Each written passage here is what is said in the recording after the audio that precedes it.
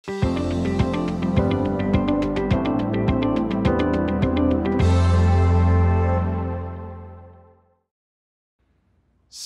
there's no question that right now everybody is dealing with substantial market disruption around COVID.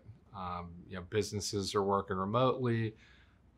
We've got certain industries in particular that are absolutely hammered by COVID. So, for example, if you're running a hotel right now, if you're running a restaurant or a bar, if you've got a big facility like the Anthem downtown that would have big bands come through, you're really hurting right now. There's no cash flow whatsoever, and it's very difficult to stay open. If anything, the smaller places that are able just to do carry out or to have outdoor seating, they're able to survive right now, but it's really tough, and the revenue that they're getting is a small percentage of what they had before.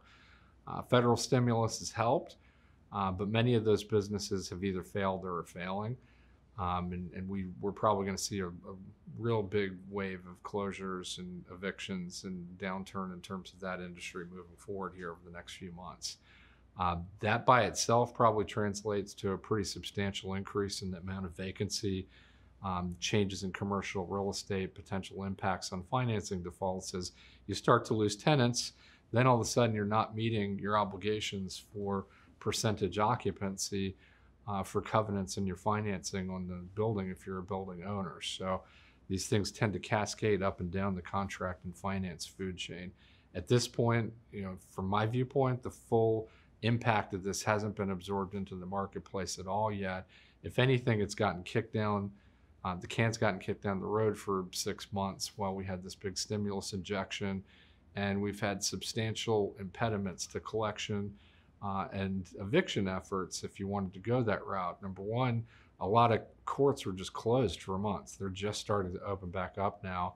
And beyond that, as far as evictions, there's been various limitations and moratoria that have been placed at various levels on eviction proceedings. Those are starting to expire. The other thing that's starting to change is, in the first instance, for the first few months, most lenders were basically just giving forbearance to anybody that asked for it, or at least within reason. A lot of landlords have come back and given some level of rental abatement, some level of relief to their tenants. But I think that rope is starting to run out. So we're going to see some big changes around that. So what happens when that starts to run out is you're probably going to see a lot more businesses that were struggling just basically hit the end of the rope and ultimately end up either failing or relocating, changing, et cetera. That means there's going to be a lot of extra space, and that's going to impact the real estate industry in particular, and particularly in the commercial real estate industry. We're hearing a lot of negative commercial real estate absorption in the DC metro area from our commercial real estate friends. And it's not surprising given what we're seeing so far in the marketplace.